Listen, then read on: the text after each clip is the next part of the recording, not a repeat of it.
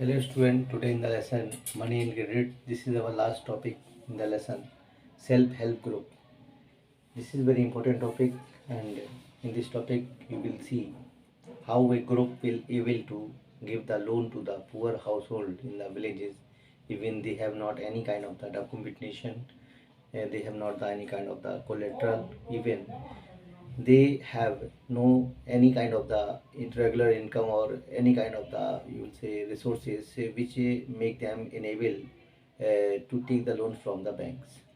तो आज आपको मैं समझाऊंगा कि वो कौन सी रीज़न है जिसकी वजह से जो गांव के जो गरीब लोग होते हैं वो बैंक से लोन क्यों नहीं ले पाते हैं। तो उसकी सबसे पहली बात तो मैं रीज़न आपको बताता हूँ कि वो इनफॉर्मल सेक्टर से ही लोन क्यों लेते हैं और बैंक से उनको लोन लेने में क्या दिक्कत आती है। तो सबसे पहली दिक्कत देखें आप कि जो बैंक्स हैं वो रूरल एरियाज़ में हर जगह पर मौजूद नहीं है, प्रेजेंस इन रूरल एरियाज़, ठीक ना। तो जो बैंक्स हैं वो हर जगह पर रूरल एरियाज़ में प्रेजेंस नहीं है। पहली बात तो ये समस्या आती है देखने में।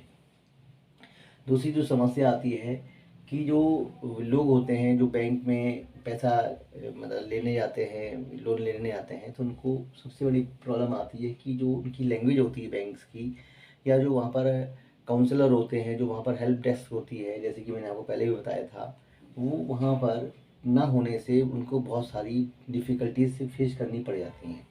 Difficulties in the terms of जैसे कोई उनको डॉक्यूमेंटेशन के लिए बोलना है, कोई लेटर के लिए बोलना है, कोई उनको फॉर्म भरना है, ठीक है ना। तो ऐसी कंडीशन में उनकी लिटरेसी जो रेट है होती है वो भी एक आड़े आगे आ जाती है, जिसकी वजह से उनको ये प्रॉब्लम फेस करनी पड़ती है। फिर उसके बाद देखिए जो सबसे बड़ी प्रॉब्लम आती है गांव के लोगों को लोन जो कि बैंक से ना लेने में, वो प्रॉब्लम आती है कि उनके पास ना तो डॉक्यूमेंटेशन प्रॉपर होता है और ना ही उनके पास प्रॉपर कोलेट्रल होता है, जिसकी वजह से वो पीछे हट जाते हैं और इसी वजह से मजबूरन उनको मनी लेंडर सबसे अच्छा विकल्प दिखाई देता है बैंक्स के अगेंस्ट में, ठीक है ना।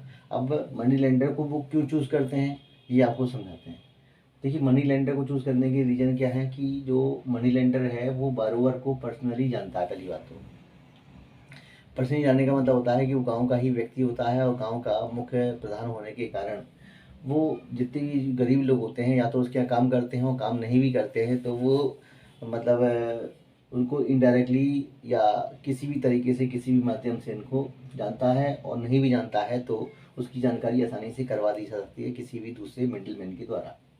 दूसरी कंडीशन क्या आती है जिसकी वजह से जो लोग हैं वो मनी लेंडर से लोन लेना पसंद करते हैं। जो मनी लेंडर होता है उनको बिना कोलेटरल के, क्योंकि यहाँ पर बैंक जो है उनको बिना कोलेटरल के लोन नहीं दे सकता, लेकिन यहाँ पर जो मनी लेंडर है उनको बिना कोलेटरल के लोन ऑफर भी करता है।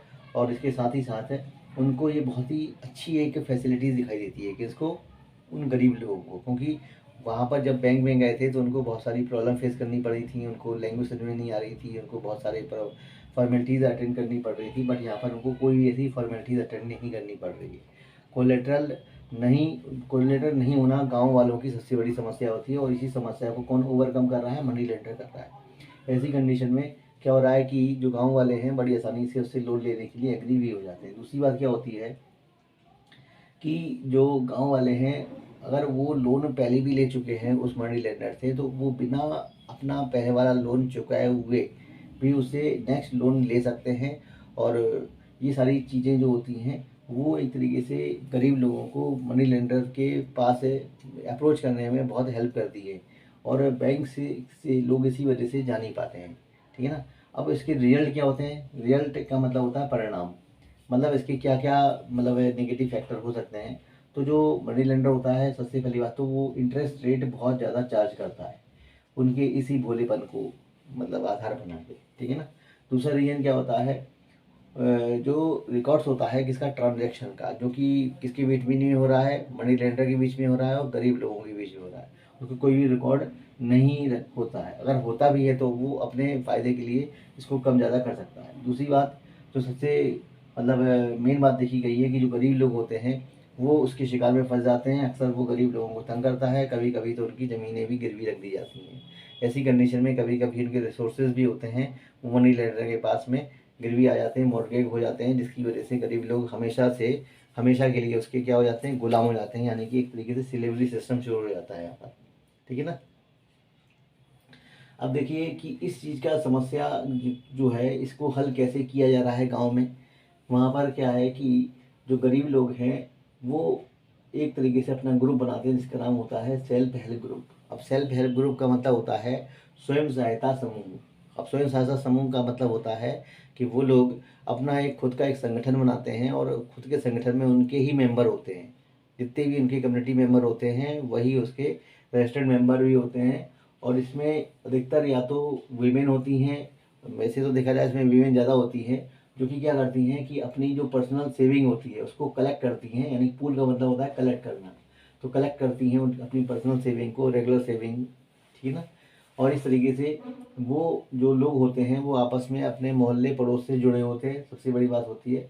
और वो क्या करते हैं मतलब एक तरीके से रेगुलरिटी रखते हैं, regularly meetings organised by the self help group and savings. मतलब दो चीज़ों की रेगुलरिटी करते हैं, पहली बात तो किसकी करते हैं, रेगुलरिटी मीटिंग्स ही करते हैं, और दूसरी सेविंग ही करते हैं। इसके बाद देखिए क्या होता है, जो सेविंग होती है वो लोगों के ऊपर डिपेंड करती है, उनकी एबिलिटी के ऊपर डिपेंड करती है, उनकी अर्निंग एबिलिटी होती है उसके ऊपर डिपेंड करती है। ये 25 रुपीज़ से लेकर 100 रुपीज़ तक के बीच में होती है। इसमें कोई पाबंदी नहीं होती कि किस व्यक्ति को कितने पैसे देने हैं। ये मतलब कोई ज़रूरी नहीं होता कि सभी को इतने ही पैसे देने हैं, बल्कि वो अपनी सेविंग के जो इनकी इनकम होती है उसके हिसाब से ये अपनी सेविंग को तय कर सकते हैं ग्रुप के लिए।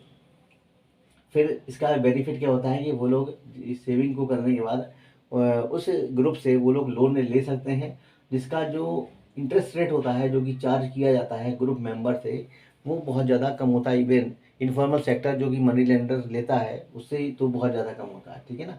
अब देखिए इसके जो रेगुलर सेविंग होती है जो कि ग्रुप बराबर से कर रहा है 2-3 साल से लगातार कर रहा है, जो ग्रुप लगातार से रेगुलर सेविंग कर रहा है वो क्या करता है ग्रुप को एलिजिबल कर देता है, यानी कि योग्य बना देता है। किसके लिए योग्य बना देता है कि वो लोन जो है बैंक से ले सकते हैं, और जो उनकी जो पर्सनल सेविंग होती है वो इनका कोलेटरल बन जाती है। इस बात का ध्यान रखना होगा आपको, जो उनकी सेविंग होती है जो कि 2-2.5 साल से चल रही है वो एक तरीके से कोलेटरल का काम करती है, ठीक है ना। इस तरीके से ये सारी चीज़ें यहाँ पर आपको समझा रही होंगी। फिर क्या होता है कि जो ये सेल्फ हेल्प ग्रुप होता है वो एक प्रकार से सेल्फ एम्प्लॉयमेंट अपॉर्चुनिटी भी तैयार करता है, जिसके इवन में क्या होता है कि जो स्मॉल लोन जो होते हैं वो उनको किस किस चीज़ों में हेल्प करते हैं, खरीदने में, सीड्स में, फर्टिलाइज़र में, या रॉ मटेरियल में, या ऐसी बहुत सी चीज़ों में, मशीन में, टूल्स में, ठीक है ना। तो ये सारी चीज़ें उनको हेल्प करती है। अब देखिए क्या होता है, बेनिफिट क्या होता है सेल्फ हेल्प ग्रुप के। सेल्फ हेल्प ग्रुप के बेनिफिट ये होते हैं कि पहली बात तो ये कोलेटरल की समस्या को सॉल्व कर देता है, यानी कि जिसके पास कोलेटरल नहीं है, जिसके एसेट्स नहीं है, जिसके पास प्रॉपर प्रॉपर्टी पेपर नहीं है, तो उनकी प्रॉब्लम को सॉल्व कर देगा, पहली बात तो। दूसरी बात, timely loan for variety of purpose, यानी कि समय के हिसाब से लोगों को लोन आसानी से मिल जाते हैं, उनको ज़्यादा वेट नहीं करनी पड़ती है, उनको बैंक नहीं जाना पड़ता है, वो भी लो इंटरेस्ट रेट के साथ मिल जाते हैं, ठीक है ना। इसके बाद क्या होता है, जो वीमेन होती हैं वो एक तरीके से फाइनेंशियली सेल्फ रिलायंट बन जाती हैं, यानी कि वो एक तरीके से स्वरोजगार पैदा कर लेती हैं अपने आप में, और वो एक तरीके से सेल्फ डिपेंडेंट हो जाती हैं, ठीक है ना। इसके बाद जो ग्रुप होता है वो उनको रेगुलर मीटिंग के लिए प्रेरित करता है। उसके साथ ही साथ वहाँ पर न केवल मीटिंग होती बल्कि डिस्कशन होते हैं बहुत सारे ऐसे मुद्दों पर जिसको कि पहले कभी नहीं किया गया था किसी भी ग्रामीण स्तर पे। तो वो सोशल इश्यूज पे वो डिस्कस करते हैं, खास तौर से जो उनके मुख्य मुद्दे होते हैं, हेल्थ होता है, ठीक है ना, न्यूट्रिशन होता है, साफ सफाई होती है, डोमेस्टिक वायलेंस होती है, यानी कि जो घर के जो झगड़े कलह होते हैं उनको भी वहाँ पर आसानी से डिस्कस किया जाता है, और इवन इसके ऊपर ओवरकम यानी कि सॉल्यूशन भी निकाला जाता है, ना केवल इसको डिस्कस किया जाता है। तो ना केवल ये प्लेटफॉर्म है बल्कि एक प्रकार का ये मतलब सोशल अवेयरनेस, यानी कि एक प्रकार का जो NGOs आप बोल सकते हैं, नॉन गवर्नमेंटल ऑर्गेनाइजेशन, उसकी तरीके से काम करता है ये।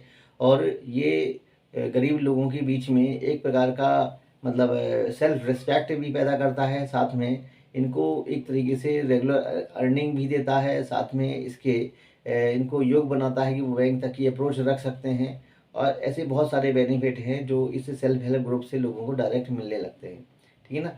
ऐसे बहुत से ग्रुप हैं जो कि महाराष्ट्र में, गुजरात में, बिहार में, ऐसे बहुत से राज्यों में लगातार चल रहे हैं। जैसे आपने सुना होगा लज्जक पापड़ या ऐसे बहुत से जो ग्रुप होते हैं, वो इस प्रकार की छोटी मोटी चीज़ें, सोप है, सोलर जो लाइट के पंप लैंप होते हैं, इसको बनाना, ठीक है ना, हैंडीक्राफ्ट के प्रोडक्ट को बनाना, पिकल्स हैं, जैम जेरी है, ऐसी बहुत सी चीज़ों को बहुत बड़े स्तर पे हमारे गांव के वीमेन के द्वारा ऑपरेट किया जा रहा है। बल्कि इवन कुछ वीमेन ग्रुप इतने ज़्यादा स्ट्रांग हो चुके हैं कि वो विदेशों तक में अपनी अप्रोच कर चुके हैं और वहाँ पर वो अपने प्रोडक्ट को एक तरीके से एक्सपोर्ट भी कर रहे हैं, ठीक है ना।